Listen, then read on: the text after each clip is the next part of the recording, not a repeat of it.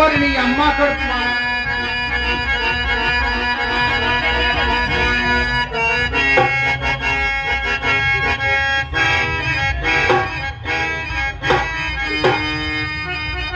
కోతిలాగానే ఉన్నాడు మొండా కొడుకు.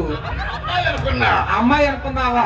చేతులు మెత్తగా తగిలితేను అమ్మాయి అనుకున్నా. నువ్వే ఓరిగా పాక ఒక కళాభిమాని నన్ను అభినంది. నేనేమి అనుకోలేదు. ఏమిటండి పూసుకున్నారు? ఏమిటండి పూసుకున్నారు ముఖం అంతా? చెప్పండి.